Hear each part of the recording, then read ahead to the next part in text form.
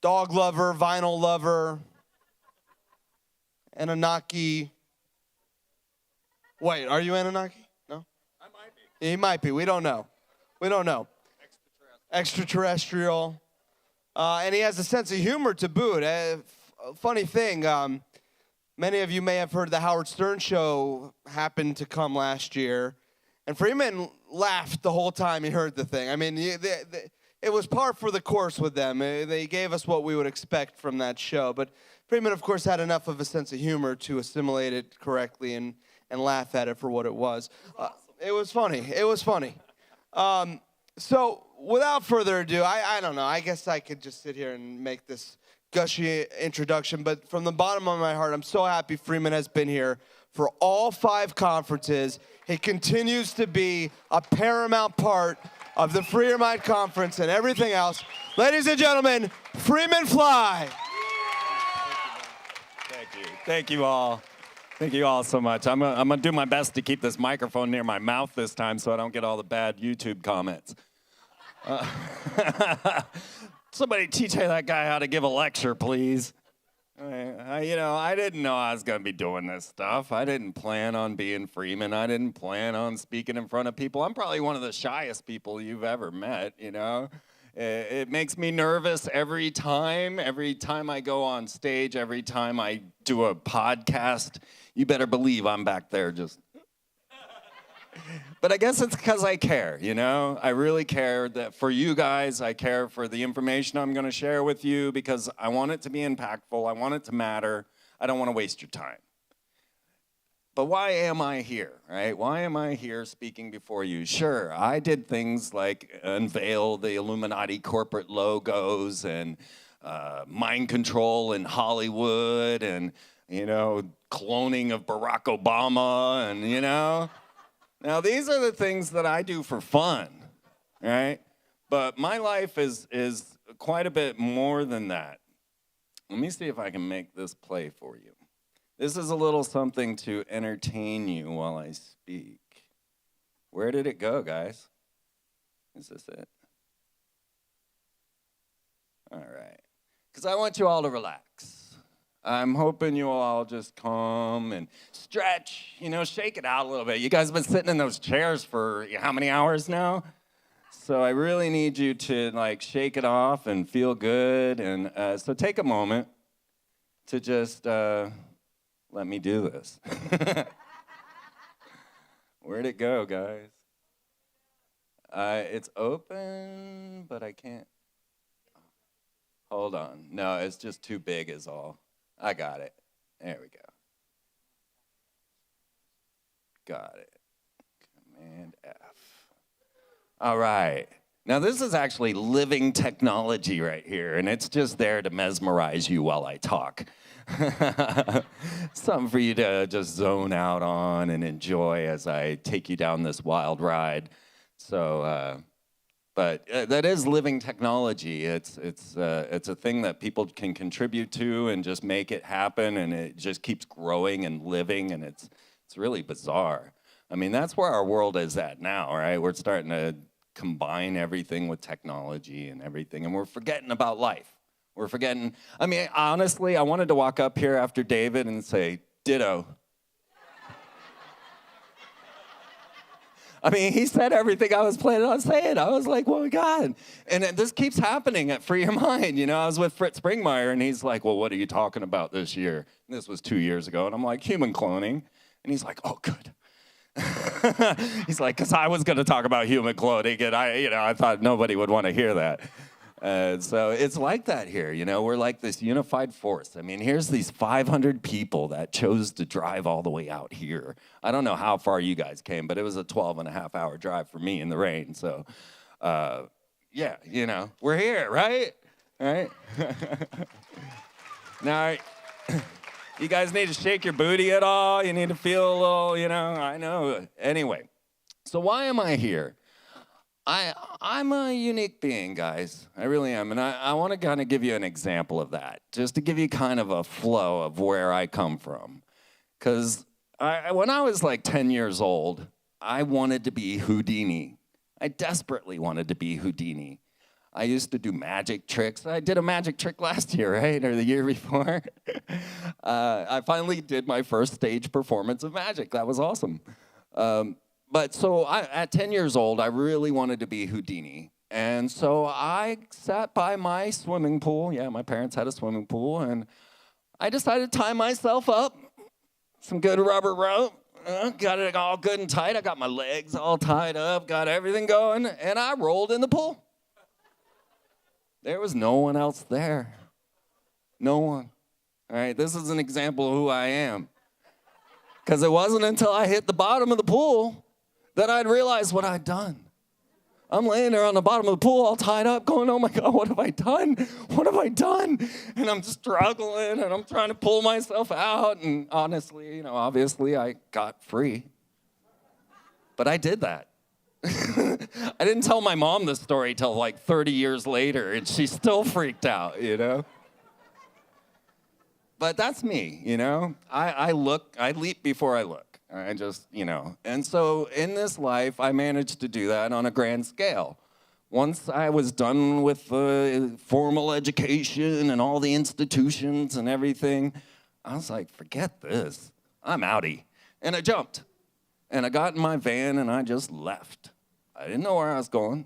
I didn't know what I was doing. I didn't know I wouldn't be able to find food or home or shelter or all those things. I just knew I had to go, Here I go.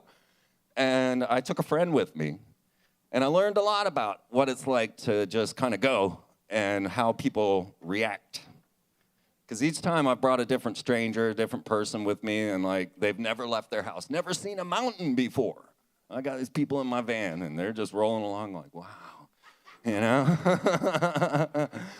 I'm like, come on, let's go.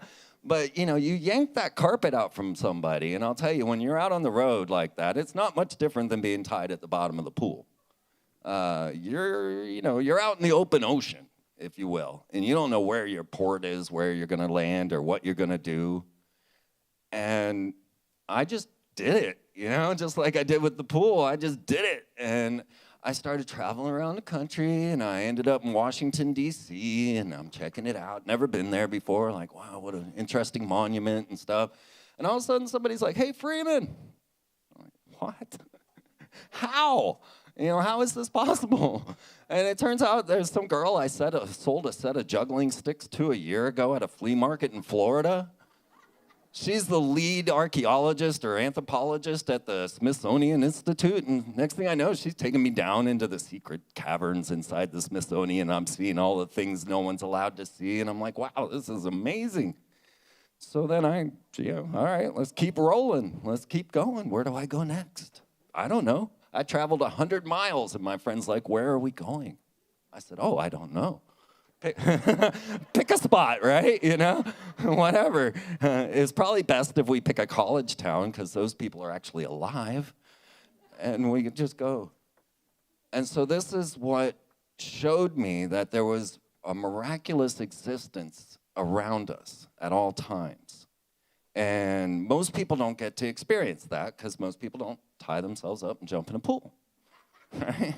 So I would go travel, and I'd travel for months, the whole summer, back coast to coast, back and forth, and then I'd return back to wherever I called home that year. And when I got there, I'd start telling my stories. Like, oh yeah, I slept in Bill Clinton's White House for a week. I did. I slept in his front yard for a week. He had to walk past me to go to church and stuff, But it wasn't just me. It was me and 100 other hippies that decided we were all going to sleep in Bill Clinton's front yard. I guess that was the original Occupy. It was a bunch of rainbow hippies, and we had a school bus, and we were feeding homeless people, and the Secret Service were like, hey, you're cool. Don't worry about it.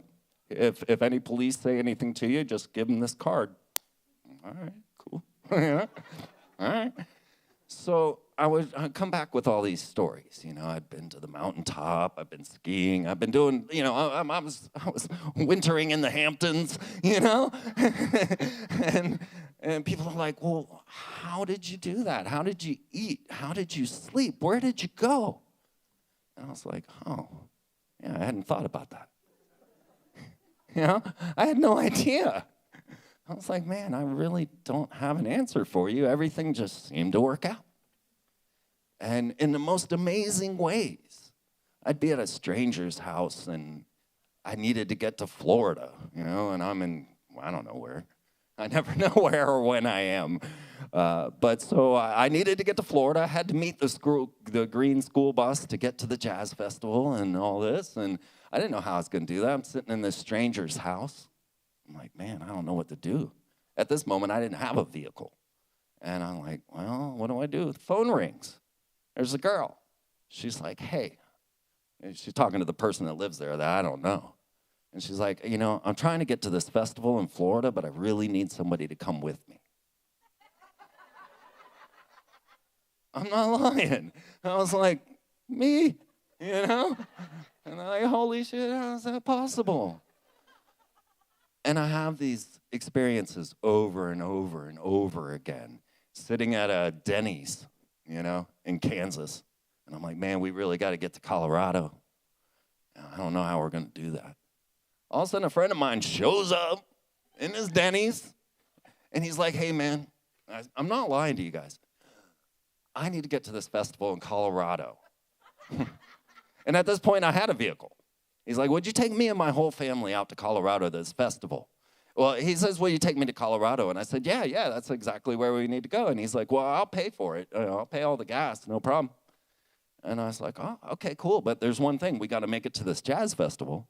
And he says, well, that's where we're going. And over and over and over again.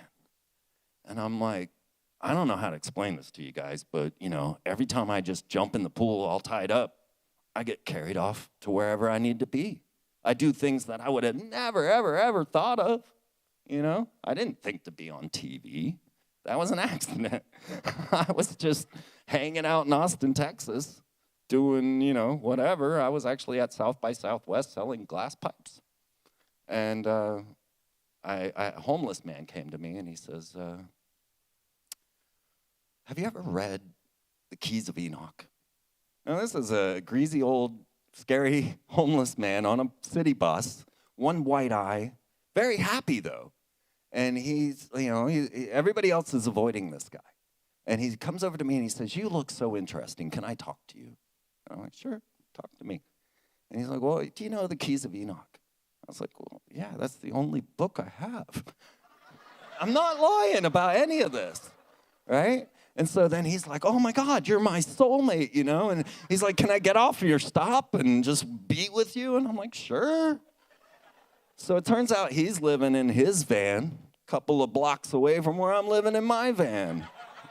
I'm like, all right, got a friend, Now you can live in your van and never see another soul. It's crazy, You're like in the city and there's no one. I could walk around naked if I wanted to.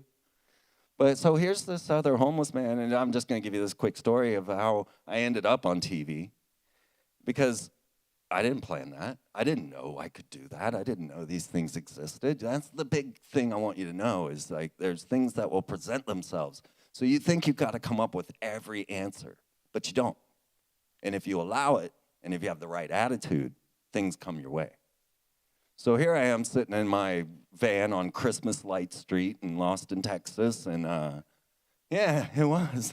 And this homeless guy, he comes over to my van and he's like, look, dude, you got to go to this talk at the mall.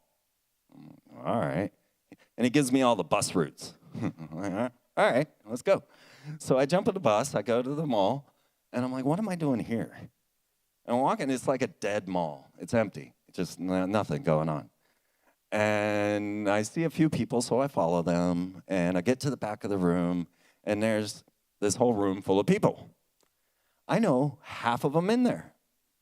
I've only been in Austin, Texas for 3 days.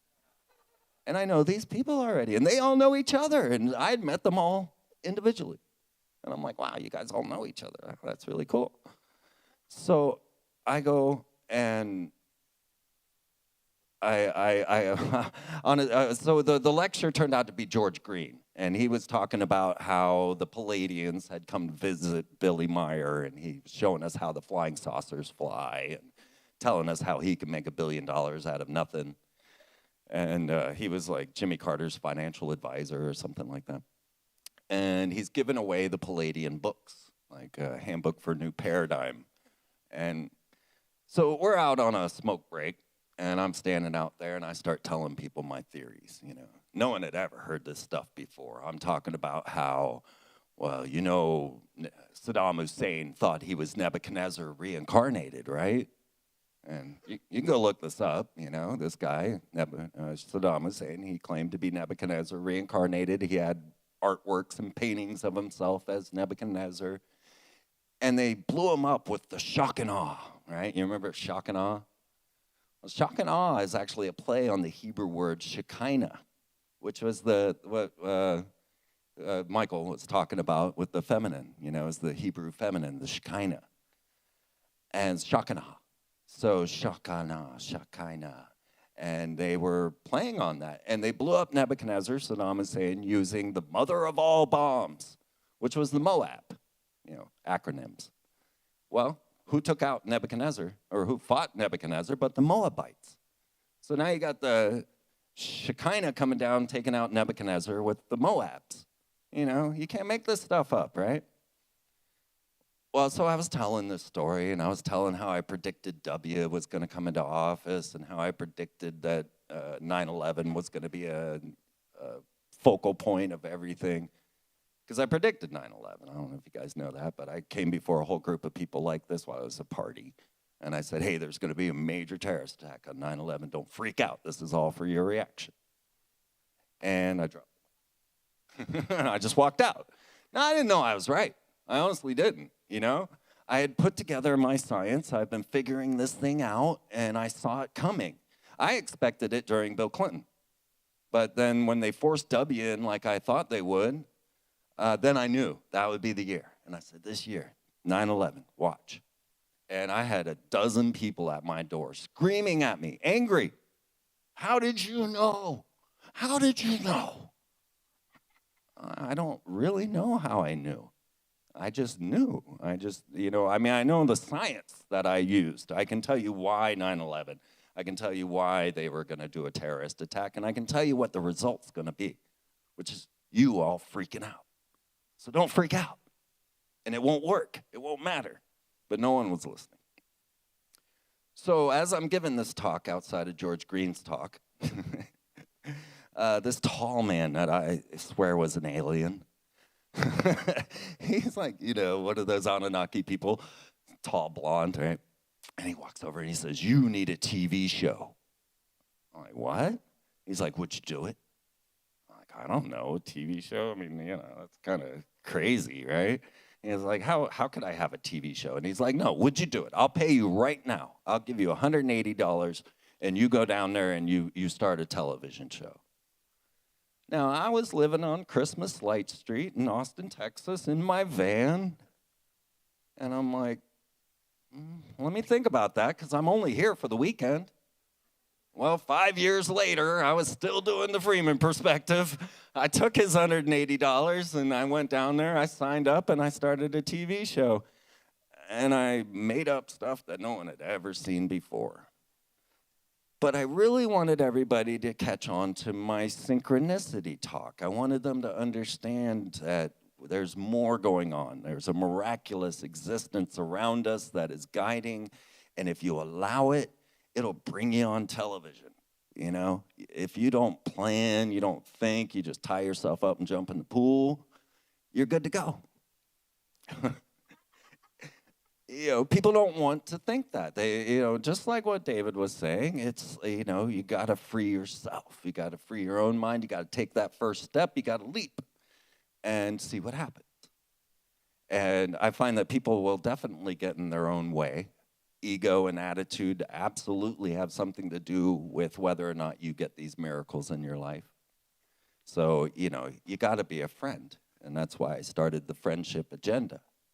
Because this is the true freedom that we will find our way out of. So as I tried to define to people, I was trying to tell them, hey, you know, I don't know how this is all happening. I just go out there and my life is awesome, you know? Now, I took Bob on a tour of my life, and he was like, wow, man, you've been through a lot of trauma. And I was like, oh, I guess you're right. Because I'm walking around my hometown like, yeah, that's where I got arrested. That's where I had my car accident. And I didn't even think of it as trauma until Bob's like, wow, we're on the Freeman trauma tour here. And I was like, oh, God, you're right, you know? Never really thought about it being trauma or suffering or anything. It was just life. It was an adventure. It was, it was cool. Well, so then the Celestine prophecies came out. And as a preparation for this talk, I broke out my copy to kind of review. And I opened the book, and it says, for Freeman, thank you, James Redfield. I'd totally forgotten I'd met this guy. I'm opening the book, and I'm like, oh, yeah, I hung out with this dude. Wow, my life is cool. And this book, the Celestine Prophecies, gave me the science to explain what was going on in my existence and how these miracles were happening and why, in a way. And so I want to share a little bit of that with you because this is very important information. And it seems like it's really relating right now because as you go into this book and you start to look into the situation, it starts with this idea of the longer now and how do we look at history. And you kind of go back 1,000 years where everybody believed the church. Everybody believed the priests. They were their only intermediaries between them and God. And a couple 100 years of this, and people started going, wait a minute, you know what, I think these guys are pedophiles. I don't think they're telling us the truth. And don't you think we could talk to God? Do we really need these guys? I mean, look what they're doing. And everybody started to get lost. They were frightened. They were like, wait a minute now, if we don't have these intermediaries between us and God, then what do we have? And they started seeking this knowledge, started seeking their own spiritual course. And they sent out explorers all over the world trying to find the purpose of life. And while these explorers were out figuring it out, gathering data from all sides of the globe, we settled in to creature comforts. We settled into finding security and safety. And we got preoccupied by this whole situation. So now everything about life was just about establishing more security, more creature comforts, to the point where you can have anything you want right now. I mean, we really did it. We conquered this planet, and we covered it with everything we could. And we got food from everywhere, And what I realized is that we're pretty much in that same position right now, only it's the government's. Because now we're like, wait a minute. I think these guys are all pedophiles. Right? I don't think they're telling us the truth. And are they really our only intermediary between us and society? And we're in that exact same position that they were 1,000 years ago, only now it's the government. They've taken control. So now it's our turn to start to find the explorers and to start to realize that there's more and that we don't need them to be our intermediaries between all of us. Because you guys are awesome, all right? Seriously. I am Freeman fans, I'm going to say, are the best people in the world. I hope not to offend all the other people, but man, you guys are awesome, seriously. So we are in this position now where we're starting to figure this all out, and we're figuring out that everything's manipulated and it's all madness. And just as I had predicted with 9/11, saying, don't freak out, this is all for your reaction, this is exactly the reaction I was talking about, the moment we're in right now, this moment of division. Because that's what they wanted from us. They wanted us at each other's throats. The earth is flat. No, it's not. Yes, it is. No, it's not. Or they're pedophiles. No, they're not. And we're set up in this situation where they've been using psychological warfare, social engineering, to bring us to this moment right now where we're fighting each other. I mean, I see Alex Jones up there going, I'm going to beat up Alec Baldwin. bring me Alec Baldwin and put Ron Perlman in there with him, right? You got Glenn back up there. I'm going to beat them all up. You got Arnold Schwarzenegger going, hey, why don't we just get a meeting? Well, how do you do, Arnold? Why don't we get a meeting with Trump? And I smashed his face into the table. That's a quote. That's a real quote. I'm not making that up. That's what he said. We smashed his face. All right? All right? And that's where we're at, right? Oh, Lordy, you know. The face of the neo-Nazi movement is a gay Jewish man that likes black men.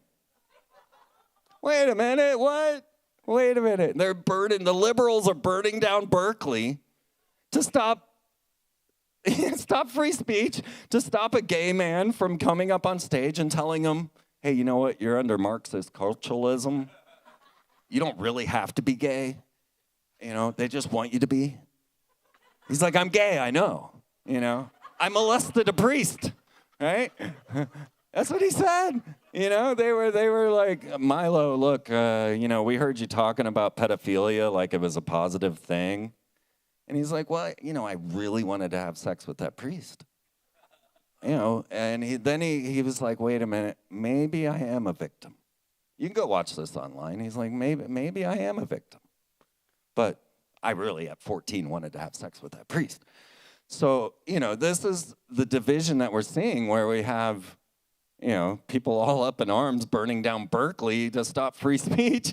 I'm like, wait a minute, this is all backwards. And our whole situation's backwards right now. And we need to start to find our way through this. So as I looked at the situation, and this is how I kind of came to a bunch of my conclusions, is I had looked at Bill Clinton, and they took him down for an extramarital affair, right? And they were like, oh my God, he inserted a cigar in his secretary. They said this live worldwide. So, Mr. Clinton, what do you have to say about inserting a cigar into your secretary? And he turned purple. You know, can I have another bathroom break? And this poor man, right? And so I'm watching this and I'm going, wait a minute. We don't do this. I don't care if your leader is like the worst people in the world. It's national security to keep that man looking like, you know, something powerful and something necessary. And you don't come out and go, you know, hey, our president's having extramarital affairs. I mean, think of how many presidents had extramarital affairs, right? JFK, how many people, you know, Marilyn Monroe, how many people was he with? Or, you know, go back and back and back. You know, they were all messing around, but they never brought it to our attention. And so the fact that they put this on television and made it worldwide was a very big clue for me. And it was like that moment where I was like, oh man, this thing's all messed up. And this is psychological warfare, and they're setting us up right now. So this is taking down the man. Because they had brought Bill Clinton out as like the saxophone playing guy on David Letterman. You know, like, yeah, I'm cool. Yeah, I'm a good guy. You know, I like women, sure. And then they take him down, right? And so that was my first clue. I said, okay, wait a minute now. If they're going to take down the man now for this thing that nobody cares about, all right? In our modern society, we really don't give a damn about extramarital affairs. I mean, that's just, we're not way back in the 1800s anymore. So no one really cared. So, you know, what was the point? The point was to destroy the ideal of the man, the ideal of the president himself. We now see them as human, as just, you know, another womanizer. So I said, well, the next thing they're going to do is force the president into office so that we lose faith in the system altogether. And then I heard the rumblings of W. And I'd started my occult ritual or studies at that point. And I realized that W was the letter of the fallen angels in black magic. And so I said, they're going to force that guy, W, into office. And they're going to make it obvious to everyone that they did this. And next thing you know, W is president, and everybody's blaming Jeb Bush. And I'm like, there it is. I said this was exactly what they would do. And then, of course, at that moment, now, I had been talking about 9/11 for the whole Clinton era and saying they're going to do a major terrorist attack in the middle of September. And then I revised that to the numbers 9/11 because they are the most satanic numbers. If you skip 10, you're skipping God. So you're a Luciferian. And so I revised that. And when they forced W into office, like I say, I went to the party and said, hey, don't freak out. This is all for your reaction. And of course, they all freaked out. And so I said, well, the next thing they'll do is they'll make the next president ineligible. Because now they've taken down the man, then the system, so Constitution's next. And so I said, the next president's going to be blatantly ineligible. And what happened? The birther movement, right? Everybody knows he's not from Hawaii, He's from Kenya. He's from Indonesia. He's from somewhere. I'll tell you, he's from a cloning lab, Well, yeah, whatever. Didn't matter, right? It really didn't matter. And I saw it all coming, It's all psychological warfare just to mess us all up. And so then I just did a podcast about this very thing. And before the debates started. And I said, these are the psychological warfare that they need you to know. They need to reinforce these. So let's see what happens at the debate. Well, what started? They brought in the sex victims of Bill Clinton, right? The very thing. They have 4 of them sitting up there. Trump's like, yeah, these are the people that Bill Clinton raped. Sorry about that, Hillary. Of course, you're a lesbian, so who cares? Right? But, so, there was the first thing again. And then they were like, well, so, Donald Trump, what do you think about Barack Obama's birth certificate? Why are they asking him that? This is a debate between Hillary and Trump. Why on earth are they talking about Barack Obama's birth certificate? Did you guys see any of this? Do you know what I'm talking about?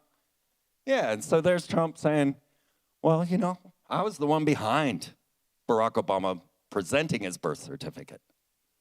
And I'm like, man, this is crazy, And so then the last thing was, having W forced into office. And so what was next? Voter fraud, right? Voter fraud, oh my God, it's rigged, he said, right? Trump's all like, it's rigged, it's all rigged. So everything that I had said that was psychological warfare for the last 18 years, all the way back to Clinton, was reinforced all in those 2 debates over and over again. I mean, they spent 10 minutes or more talking about Barack Obama's birth certificate at the Trump-Hillary debate. Why, right? Because they needed to reinforce all this. The birther movement didn't make much of a noise, and nobody really cared. And I think that's what they're finding out. They're like, well, we keep trying all this stuff, but nobody cares, right? We told him he inserted a cigar in his secretary. Nobody cared. Right? Well, they'll bring the rape victims on the stage. And so they did. Nobody really cared. But yet we see this division that has formed from all of this, and we've all been galvanized into opinions. And now, that's all you need now is an opinion, thanks to social networking. You don't need to know anything. You just need an opinion, and a very strong one at that. No, I'm right. No, they're all evil. No, they're all Satanists, And there's no more homework, no more research, no more thought. Everybody's made up their mind. And they're going to just stand on it. The earth is flat. Challenge me. Challenge me. None of us know whether or not the earth is flat. None of us know whether it's round. Had they not changed it back with Copernicus, we probably still think it was flat. And people start, no, I'm pretty sure the earth is round. And they're like, you're crazy. We'd just fall right off. What can stand on a sphere? Nothing, right? So if people were today and we still believe the earth was flat, round earthers would be nuts. Nuts. You're crazy. And we're put in this position. And they are using our consciousness, our attitudes and everything to destroy everything that we love. And we need to work our way out of this. We need to find that purpose that we lost. So as we sent out all the explorers out to try and find our way on planet Earth, we sat around and started getting too comfortable to the point where we're now nipping at each other. We got nothing better to do but, take out somebody else. And as David was saying, which was blowing my mind because I'm like, man, I was going to say that. David, I don't know. That was awesome. I was just like, oh my God, that's exactly what I'm going to say. Because we do. We have all this negative talk in our heads, like 50,000 negative thoughts go through your head a day, or 50,000 thoughts go through your head. About 2,500 of those are recognized by the mind, and 3/4 of those are negative. So you only get 500 good thoughts out of 50,000 bad thoughts, and 2,500 of them you might notice, they're negative. And in this attitude, you start to lose your way. You talk yourself out of jumping in the pool. Well, if I tie myself up and fall in the pool, I'll die. No, you won't. You'll get out. I promise you, you'll get out. You'll find your way, because I did. Once you're at the bottom of the pool, it all comes very clear. So. But we got to jump, we got to do this. We got to jump.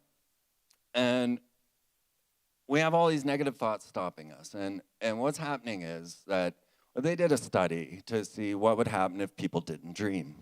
What would happen if we just wake you up every time you go into REM? And what happened? These people came depressed, frustrated, violent, suicidal, because they couldn't dream. They were going crazy. Well, science has shown us that daydreams use the same mental powers as night dreams. And they have destroyed this. We are now so filled with these negative impulses, negative thoughts, concerns, worries for tomorrow. Am I going to get out of the pool? And we have lost our connection with hope, with daydreams, with the ability to think, wow, I could just take off and go have a good time. We talk ourselves out of this all the time. And so when we lose these daydreams, this hope, because that's what daydreams really are. You're just sitting around thinking, wow, I could, do this, that, and the other. And we've lost all that hope. And without these daydreams, we're going crazy. We're becoming suicidal. We're becoming violent and angry. And we have no hope. We have no hope, no daydreams. And this is making us all crazy. So we're losing our way. Sorry, I'm getting dry up here. So as I started to look into the Celestine prophecies and try to look at the ways that we are manipulating these energies and understanding how this could play out, I found through James Redfield that we mostly stick to control dramas that we learn in youth. So thank you. Yeah.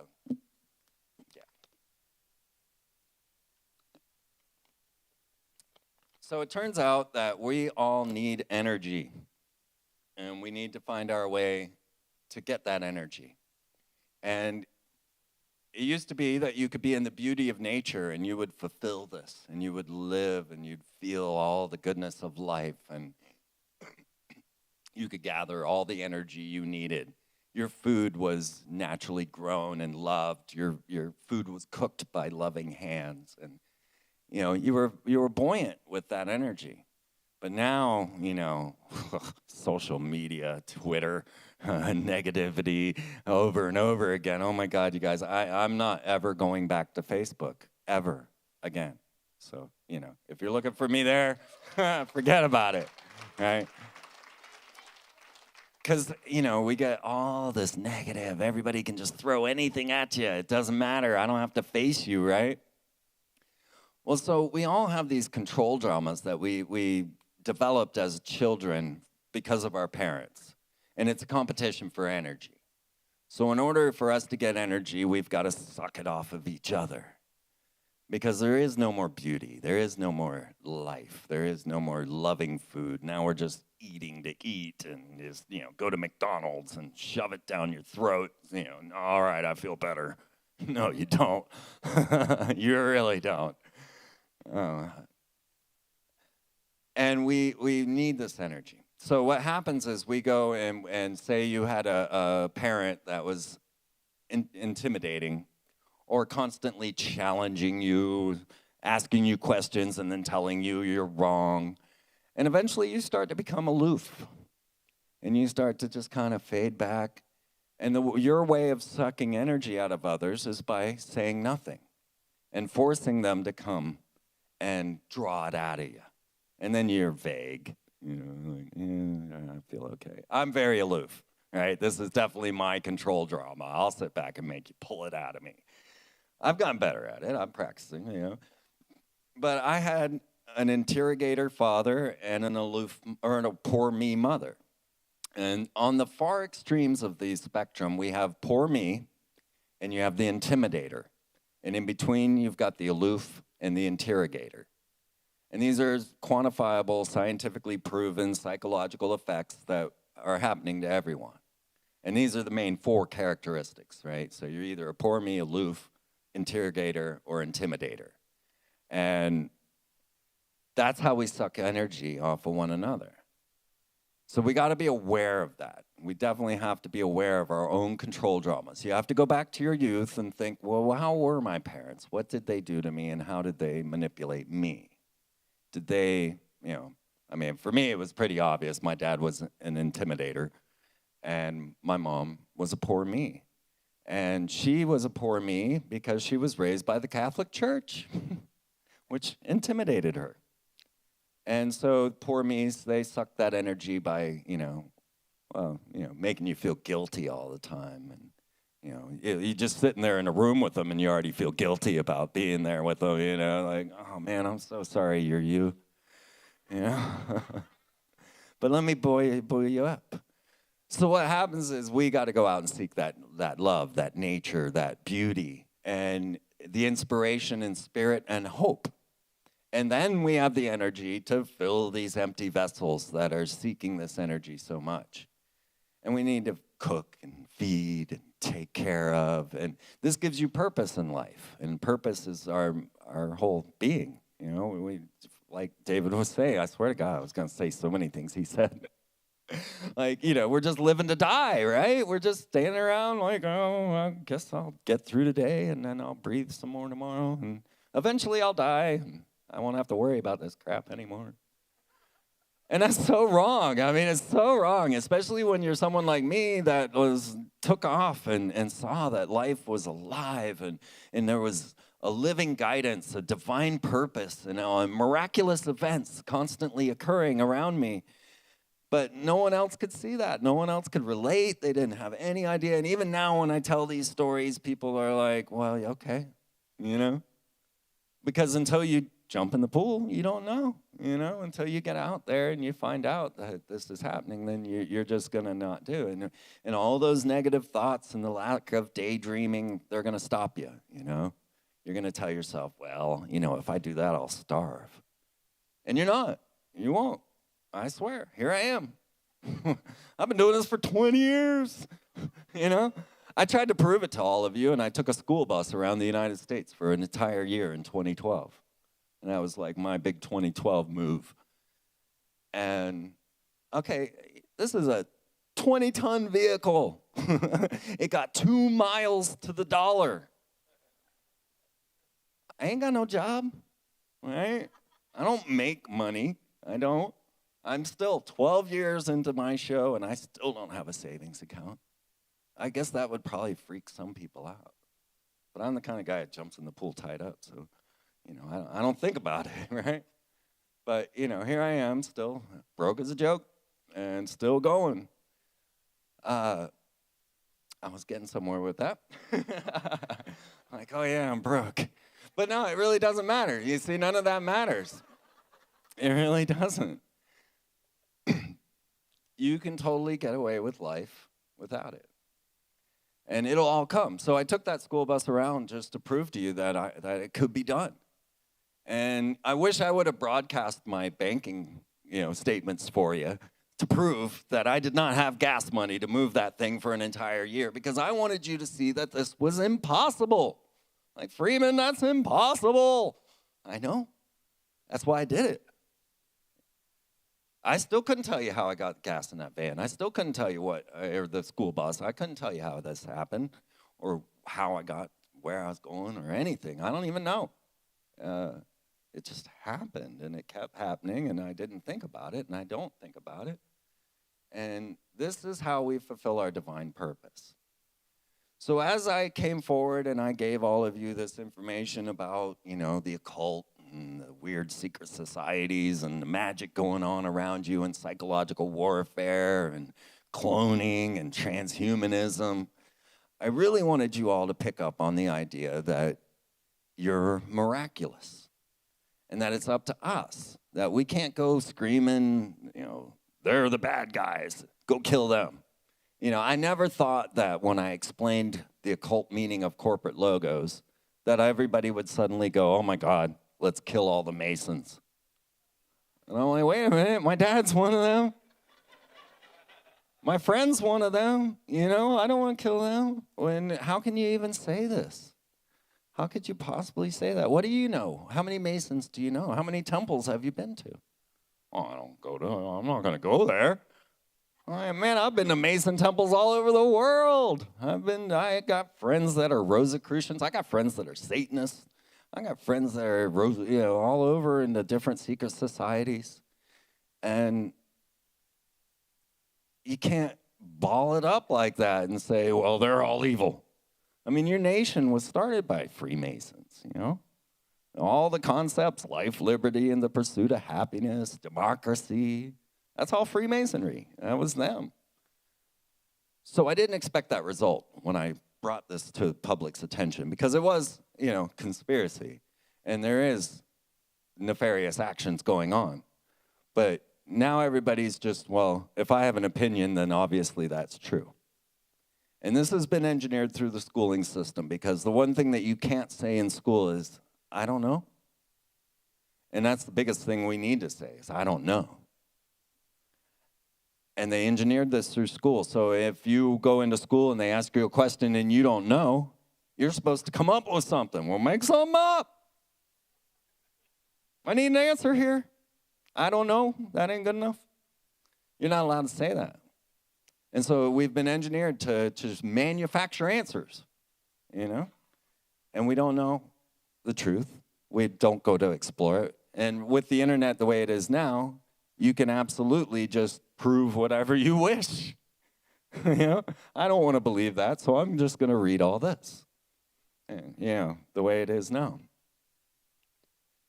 So there is this miraculous life that is all around us at all times, and we're all just missing it. And our lives could change instantly. And that's going to happen anyway. So the best thing is to find that path in yourself. But you must find your true attitude and understanding how this all unfolds, in that you don't have to plan everything out. If I had planned everything out, I would never be here. I would have never thought to do this. I would have never thought to be on TV. These were all happy accidents along the way that just kept guiding me and guiding me and guiding me. And we have this freedom, but we're not using it. And instead, we're all busy at each other's throats, and we're at massive point of division right now. It erupted here, I'm sorry. It does. It happens everywhere, It does, and especially right now. We're seeing this as we're saying liberals are burning down Berkeley to stop free speech. Think about that. Wait a minute. It really does. It hurts to think about that, man. It really does. It's a crazy time. So we're about to be tossed into chaos. As far as my Twitter feed says, we started World War III today. And that's all just part of the plan. Everything is going according to plan. As far as I'm concerned, nothing has been derailed, everything that they want. And the only derailing that can happen is if we start to get control of our own control dramas, to gather enough beauty and life to be able to share it with others and make them more buoyant, make them more energetic. And then these synchronicities will just keep unfolding in front of us. and it'll just guide us right out of this madness.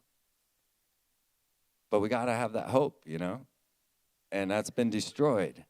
And so our negative thoughts are just killing the daydream and making us all crazy.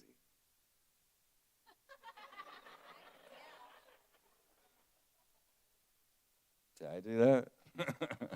Sorry. So, the point being here is that there is a miraculous nature to life. We have been preoccupied with the idea of creature comforts and taking care of ourselves and planning the future. And we then have lost all sight of our own divine connection, and we are about to be forced into finding it. So I wanted to come up here and tell you all my story, enough of it to say, look, if you let it, life will unfold for you. And it's better that way because you can't think of the things. You don't even know they exist. I didn't know there was such a thing as access television, You don't even know they're there until they're presented to you, until it just drops into your life. And I want to assure you all that you can tie yourself up and drop yourself into the pool. You may freak out when you hit the bottom, but you will swim right out of there, and you'll find your life is so much more beautiful as you start to realize that there's so much more to our existence. And as we start to find our purpose in life, and we start to then fulfill others' purposes in life, because now I'm everybody else's synchronicity. It used to be, I would be the traveler, but now I'm the one providing synchronicities for others. I don't even mean to do it, of course, because none of us even know that. And we can do that all for each other.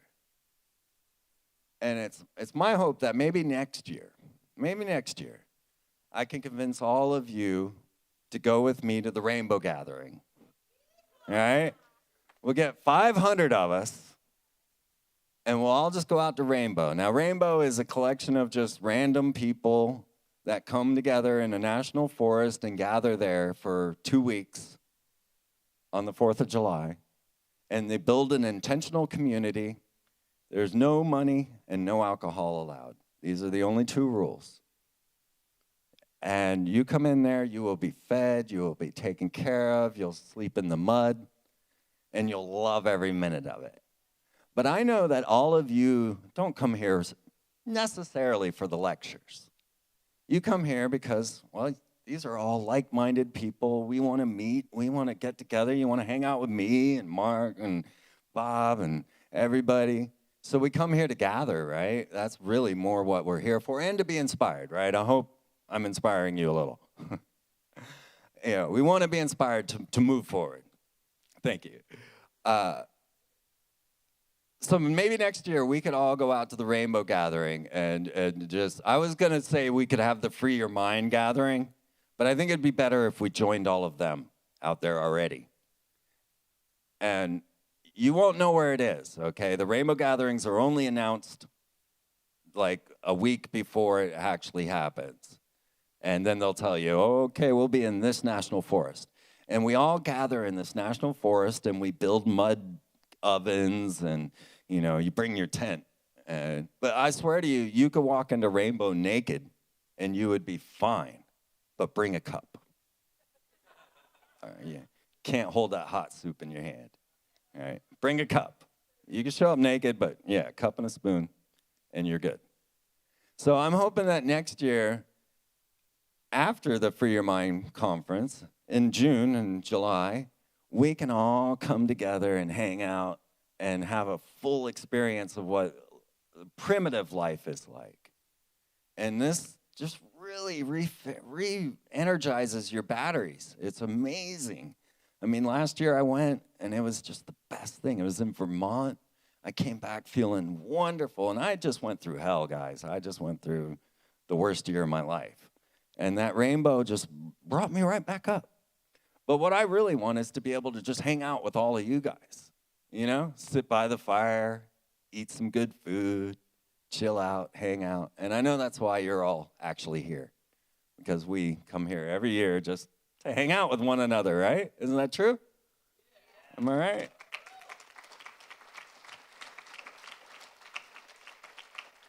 So I'm going to put it out there, you guys. Next year, we all go to the Rainbow Gathering. I want to see 100 of us, if not 500 of us, make the Free Your Mind camp, and we'll totally blow their minds because these Rainbow have no idea. But you go out there and you've got Jewish men doing their, you got Krishnas, howdy, howdy. You got Christians, here's some meat. I don't know why the Christians serve meat. Everybody else is vegetarian, but the Christians are friggin' steak. I don't know. It's weird. Yeah. And ice cream. How did they get ice cream out there, man? The first year I did Rainbow, we had to grind the ice cream. We were like mythical. Nobody believed that there was ice cream at Rainbow, but we were out there churning it away. So that is my true hope, is that we all start to form this body together. We all start to form our alliances together, start to share more, lift each other up. I mean, give each other massages after this because we all need it after those hard chairs. And let's try and find one another. And if we lift the vibration of just these 500 people, then it'll change the world. Because it just expands with every single person you meet. And that's all I really want to leave you guys with. All right.